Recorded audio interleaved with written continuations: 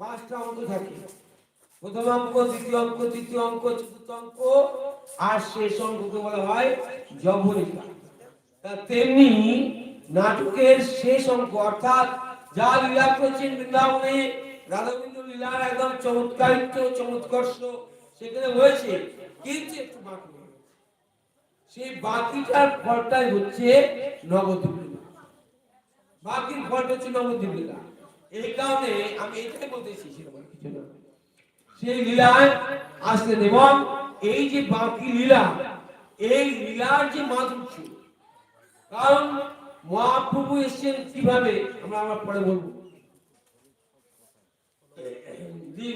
আমার বড় ভাই বলে পাছে কেহ শোনে, লুকায়েছে কালো কাঁচা সোনা মেখে নিজ অঙ্গ ঢেকে হয়েছে রায়সন।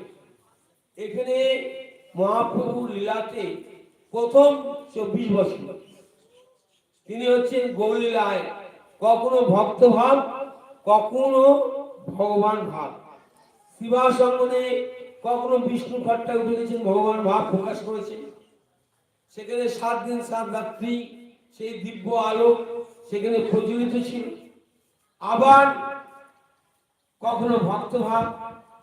কিন্তু এই সন্ন্যাস নেওয়ার পর 24 বছর পর যিনি সন্ন্যাস নিয়েছেন, তারপরে যে 24 বছর তিনি ছিলেন, তার ওই 6 বছর তার দক্ষিণ দিকে গমনাগমন, দক্ষিণ দেশে, এবং 18 বছর কাল গম্ভীরা লীলা ছিলেন।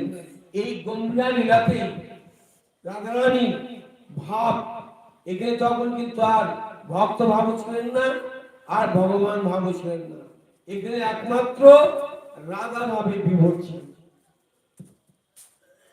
এবং এই রাধা ভাবের বিভোরে যে রাধারানীর যেসব ভাবগুলো বৃন্দাবনে প্রকাশ হয়েছিল, সেই প্রকাশগুলো এখানে তিনি দেখিয়েছিলেন।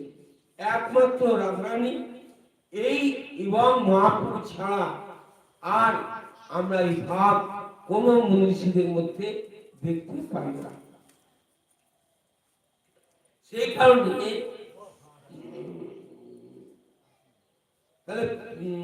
প্রেমেরিণী হইয়া এলো পড়াইয়া, যমুনা হইয়া পার, গোপকুল শাড়ি এলো কোথায়? বিজয়পুর। বিজয়পুরী মানে ব্রাহ্মণদের ঘরে। তার পিতার নাম কি? শশীমালা। তো জগন্নাথ মিশ্র ঘরে তিনি আসলেন, উদয় হলেন। তাহলে ব্রাহ্মণ ঘরে উদয় হলেন। এবং ভগবান এমন জায়গায় এসছেন, উদয় হয়েছেন যে নবদ্বীপে, তৎকালীন নবদ্বীপ সারা পৃথিবীর মধ্যে বিদ্যার শ্রেষ্ঠ স্থান। যত বড় বড় পণ্ডিত, নৈয়ায়িক পণ্ডিত সবাই চলে আসছেন ওই নবদ্বীপে। এবং সেই পণ্ডিতদের মধ্যেই ভগবানের আবির্ভাব। মানে প্রত্যেককে কুষ্টি বিচার করে। সোনা যেমন যাচাই করা হয় যে খাঁটি না আসল, তাতে লাগে কোষ্ঠী পাথর। কোষ্ঠী পাথরে ঘষলে সোনা আসল কি নকল বোঝা যায়।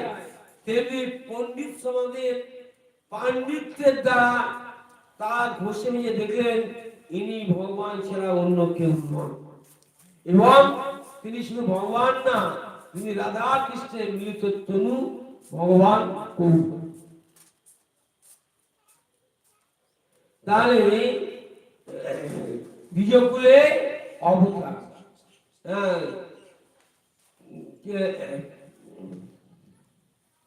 আমার বড় ভাই বলে যারা গোপীরা বলছে যে এই যে চলে এসছে এখানে, কিন্তু মনে একটা খটকা লাগছে।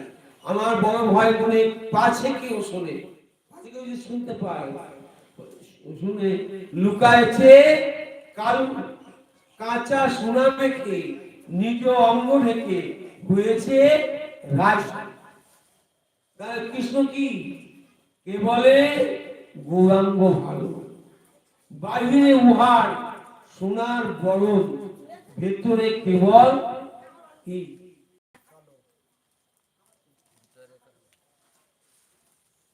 ভেতরে কেবল কালো। কেন কালো?